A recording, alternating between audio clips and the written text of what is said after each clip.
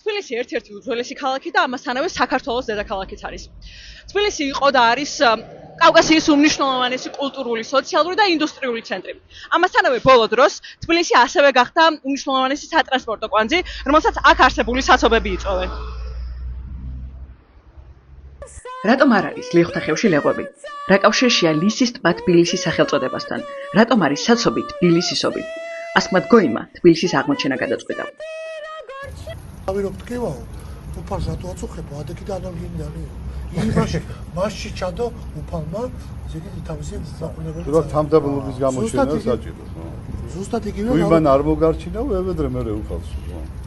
თბილისის უძველესი სახელწოდება თბილისი იყო. სწორედ ასე მოიხსენება ქალაქი უძველეს წყაროებში. დროთა განმავლობაში მემატიანეებმა კლავიატურის გამოყენება ისწავლეს და ASO T შიფტის გამოყენებით T მარტივად გადააქციეს. ხოლო რაც შეეხება ASO P-ს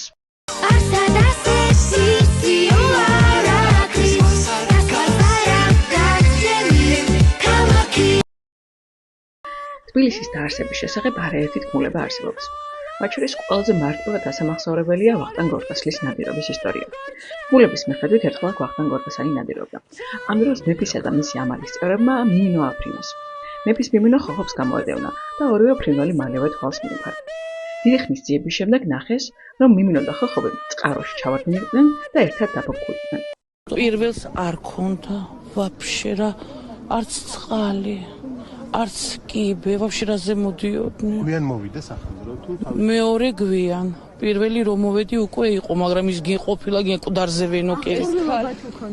რისი აღჭურვილობა არ ქონდა, თორე იმ კვამში ხო შევიდა, ხო უნდა ქონდეთ ნიღბები, რომ ის რეალურად არავინ იცის, ეს ორი ფრინველი ნამდვილად დაიფუფქა წყალში, თუ უბრალოდ ცურვა არ იცოდნენ. თუმცა ვახტანგ გორგასალს ამ შემთხვევაში ერთი ფრინველის ნაცვლად ორი ჰყავდა სადილზე. ამ ისტორიის შემდეგ მეფემ გადაწყვიტა, რომ აქ ქალაქი გაეშენებინა. ვიჯექით მე და დედაჩემი სასადილო კუხნაში დავჯექით, უცებ დაიძახა და წამოვიდა ჭერი. დედაჩემი ჩავარდა პადვალში, ჩავყევი მე, დაგვეცა მაცივარი. ამოვიყანე ვარგო თავში ქონდა მაცივარი მორტყმული. წაიყვანეს სამონტყოფოში. თბილისის ერთ-ერთი ყველაზე უძველესი ისტორიულ-გეოგრაფიული რეგიონია ლეხთახევი. ეს სახელი ამ ადგილს ლეხთა სიმრავლის გამო შეერქვა. თუმცა შეგიძლიათ გადახედოთ ტერიტორიას და აქ ლეხს და ვერც მის ნაყოფს ვერ შეამჩნევთ. სავარაუდოდ ყველა ნაყოფი ჩამოსულმა რუსმა ტურისტებმა შეჭამეს. ეს თბილისში ერთ-ერთი ყველაზე გამორჩეული საათია, რომელსაც რეზო გაბრიაძის საათსაც უწოდებენ. ეს კოშკი აქ 2001 წლიდან არის. ფაქტობრივად 25 წელია აქ დგას. თამად შეგვიძლია ვთქვათ, რომ ამ საათმა ნამდვილად გაუძლო დროს. ქართველი გეი არ არსებობს. ვიდი რა? მე გეუბნები. საიდან იცი? კი ქართველი ხარ? როგორ არა ვარ, მაგრამ მე საიდან ვიცი, რა გეი? აბა მარაგედა. შეიძლება მე გეი ვიყო, შემოყარი ვარ. ტერმინოლოგია კარგეთი, სამყელაკა. აბა რა ახლა ამიერკავკასიის უდიდესი მდინარე მტკვარი სწორედ აქ ჩამოედინება.